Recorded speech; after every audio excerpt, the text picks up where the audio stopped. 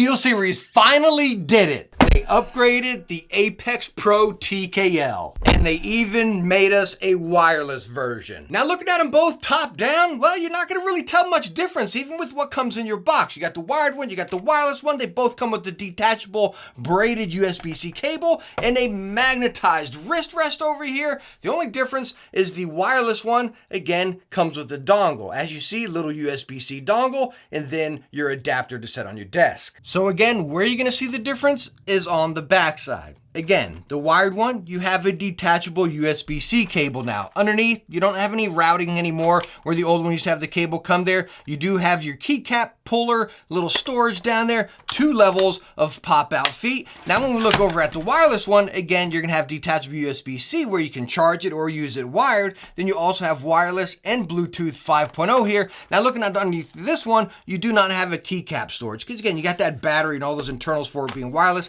but you still have the 2 levels of pop-out feet. So just looking at the old Apex Pro compared to the new Apex Pro, significantly different style designs. Now, of course, on mine, I have the prism keycaps and everything over here, which is absolutely fantastic. The stock keycaps that come on the original Apex Pro are garbage, basic ABS keycaps. They are horrible. On the new Apex Pro, you do have nice double shot PBT keycaps, very nice and thick over here. But again, as far as core styling, you can see with the old one, you had that attached cable, which is incredibly thick. You only have 1 level of pop-out feet, and then you do have the router on the bottom for that incredibly big cable. Also with USB pass-through, which I do kind of miss. I did like that, but that again requires that massive cable. Looking at the new one here, you can see it's just squared off all the way around. Very nice, subtle, simplistic design. You still have the screen, but you kind of have like the dial and the button kind of embedded into the screen right there. You can see that gloss, bam, the button and dial right over there. Let's look at the old one again. You can see right over here the button,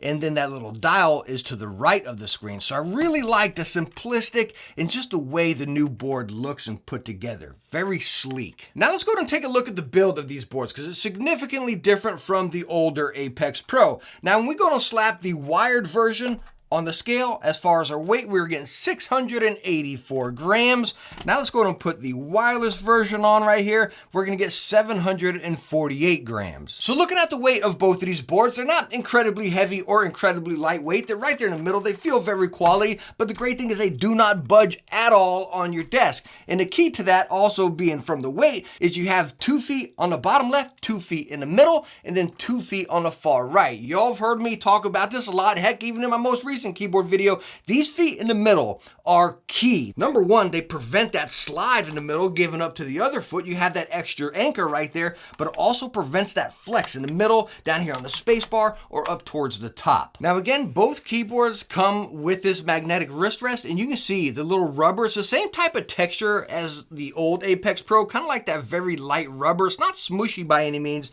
but real soft and grippy. Now extra grippy right here in the middle on the SteelSeries logo, with it being a little bit shinier right there, super grippy. But you can see it loops all the way around the side of it, and you have again those grips on the top and bottom and the mid right there to prevent any of that flex. Now you have 2 magnets, 1 on each side, and bam, it goes right into the board. Now unfortunately, if you want to cock it off to the side or anything like that, it's not going to stick. I wish they made this whole bottom row magnetic, so again, you can kind of put it off to the side if you want. I don't know, maybe that's just me being nitpicky. That's something I would have liked. And the build of these boards is absolutely solid. You don't get any flex whatsoever within the frame. As you saw in the close-ups before, the frame goes all the way around and it comes up over the aluminum plate right there. So again, that prevents any flex whatsoever. Now also speaking on the frame right here, as I stated, it comes up over the aluminum plate. As you can see right here on the side, now it is still getting you that floating keycap design. So you can see that RGB really radiating through there or down on your keys. As you see it kind of bleeding out right there. Really cool effect. Me personally, I kind of wish the frame went up over the key. I'm not a big floating keycap design, even though every keyboard I use has floating keycaps. But again, I prefer it being over. That is just for sound, because again, it locks in a lot of the sound rather than letting it radiate out. But again, as far as the RGB right here, you still have that nice bleed out. And then also talking about the PBT keycaps, it's still very nice and vibrant. No, it's not ABS bright, but trust me, the durability and quality of PBT keycaps just pushes those ABS out of the water all day long, even if they shine brighter. So as far as the new design and the build right here, I think they hit it out of the park. It's very solid, and I love the simplistic, sleek design. All right, so trust me, I'm with you as well. Sound tests are pretty boring within keyboards, but I want you to listen to this one here. We're gonna shorten it up and everything because the wireless one, the one up at the top here, is gonna sound a little bit different than the wired version. So just get a listen here.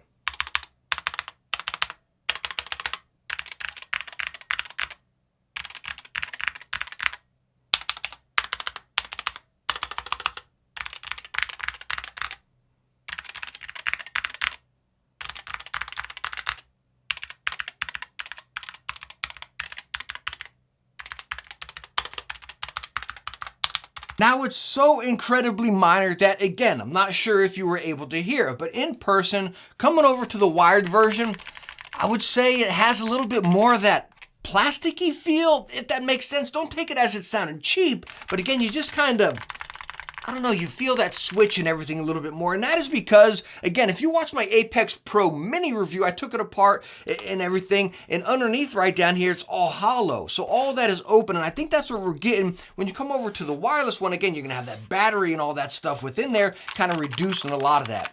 And as mild as it is, you definitely notice it, and I prefer the sound of the wireless one. Now I want to show you this new LED screen here. There's a few differences in it. Now it looks the exact same, and by the way, you're gonna see flickering in the camera. That's just the frame rate from my camera to the LEDs right there. But anyways, talking about the screen, it's still that pixelated white little light right in there, but it's really cool, and you're probably noticing one difference other than the wheel and the button being embedded into the screen now. You see those little squares up at the top right there. So when I hit caps lock, you'll see one light up right there. If I go down here to the Windows lock, you'll see the other one light up. Hopefully you can see it. It's really small in the camera, but it's really cool that you can actually see your caps lock and everything right there. Would we prefer some lights right over here? I don't know. I think it would have taken away from that really sleek design, but you can also take that away and take it off right there. Now, holding down the button is going to get you into the menu again. Hold it down, you got illumination. Now, when you go into illumination, you're only going to see brightness. Remember on the old Apex Pro, you can actually get in there and adjust your RGB right on as far as effects or colors or anything.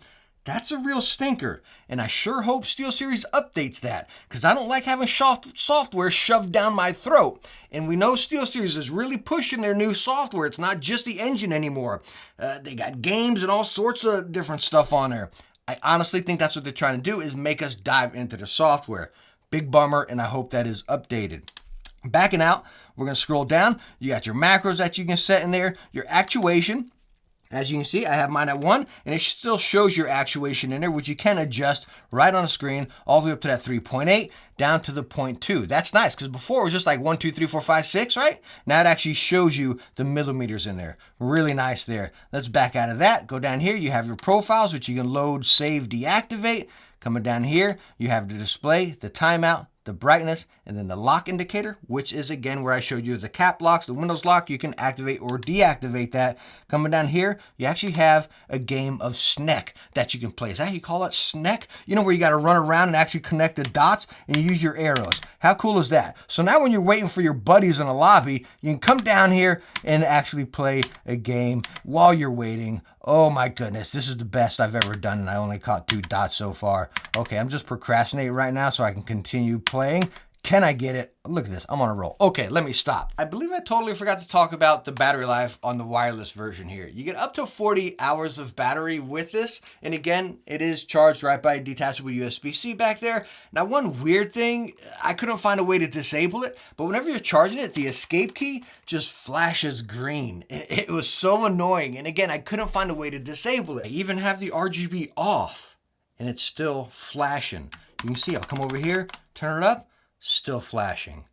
Turn it down, still flashing. SteelSeries, give us an option to disable that. That's seriously annoying. Now let's go and talk about actually using these keyboards, because there are some significant differences compared to the old Apex Pro, which I'll chime in on. Number one being the switches. They're using the OmniPoint version 2 switches here, just like in the Apex Pro Mini. 0.2 actuation now, which I believe the old one is 0.7, and then again to 3.8. But you just notice that quickness. Again, coming, if you're using the old one to this one, Is it like game changing? No, but I would say you'd notice it. It's more natural. You definitely feel it being quicker and more natural with your flow as you're typing or gaming on there. That's where you notice the biggest difference. Again, as far as in your hands different, the weight of the PBT keycaps, again, the OmniPoint switches being a little bit quicker right there, you do notice an improvement over the old one. The big difference, again, coming from the wireless one, being able to use it wireless or Bluetooth. Now, of course, if you're gaming, you really don't want to use anything Bluetooth mouse, headset, or keyboard. That's more or less a productivity, a workspace thing, which is how I use my main keyboard. I use it in Bluetooth on my Mac, but then when I come over to gaming, I either use a wireless dongle or I run it wired. So talking about using this keyboard wireless, I didn't notice any difference from using it on the wired one or using this wired right there. No lags, no delays, no interference. And I'm using a wireless mouse and actually the SteelSeries 7X, the Nova 7X headset wirelessly at the same time. No hiccups, no delays, or anything. So squashing that one worry I think would be on a lot of people's mind is, as far as using this keyboard wirelessly, is it still going to hold up to that competitive edge and really be able to benefit from those features the Apex Pro packs? And I gotta say 100% yes. Don't really worry, oh hey, let me go wired or wireless, because again, you're gonna get that same performance even with the wireless version. Now, more importantly, when we talk about using the new Apex Pros, you'll hear me throughout this entire video comparing it to the old Apex Pro. Like, we just have to, right? Number one, is it worth the upgrade, and what are the differences? We have to compare it to that. I want to talk a little bit more about that here, but also compare it up to my main keyboard, the Razer Deathstalker V2 Pro. I stinking love this keyboard, and I've been maining it since it came out. So let's focus here. You've heard me talking a lot compared to the old Apex Pro. Do I notice a difference? My number one concern, again, was the wireless feature. Will I notice any delay with the wireless? And I didn't. But I did with my Deathstalker. As much as I love this keyboard, absolutely love it. Absolutely love it, right? But I did notice massive improvements within my play and just my feel, as far as if I'm gaming, playing Halo or something like that, something that requires a little bit more pace, you know, a little bit more quicker reaction. I noticed an improvement with this board right here. Now going from one to one, the old Apex Pro to this one, again, you do notice those switches being a little bit quicker, but for me, I never put this one at 0.2 or this one at 0.7. I left both of them at 1 millimeter, right? When coming over here to this, I believe it's 1.7. Don't hold me to that, but that's what I believe it is. Maybe it's 1.2. But anyways, you do notice that difference slightly over here, but you notice it dramatically over here. I love the dampening switches on this. I love the low profile, and that's honestly what I want to see from SteelSeries is an Apex Pro low profile. Woo! SteelSeries, let's make that happen. So even more important of should you upgrade from the old one or your current main keyboard, the MSRP of the Apex Pro. I don't think I need to tell this to any of us. We already know this keyboard's gonna be expensive. For the wired version, you're coming in at $190, and for the wireless version, you're coming in at $250. You know we're gonna get a lot of those elitists down in the comments, oh, just go build a custom keyboard. But I think what we're gonna see more in the comments now is, well, just go buy the Wooting 60HE, right? Which comes in at $175. We can't even put the wireless one in comparison with the Wooting HE. I mean, there's so many different features packed into this that, again, it just dominates the Wooting 60HE in my opinion, because you got so many different features here. Now, coming to the wired version, where your price is pretty competitive, right there, you're talking, what, $15 more or something like that. I would pick the new Apex Pro TKL, not the Mini. When I covered the Mini, I said I would pick the Wooting, right? Because that's 60 to 60 right there. I need TKL. I cannot stand 60% keyboards as my prime on my desk, maybe just for gaming.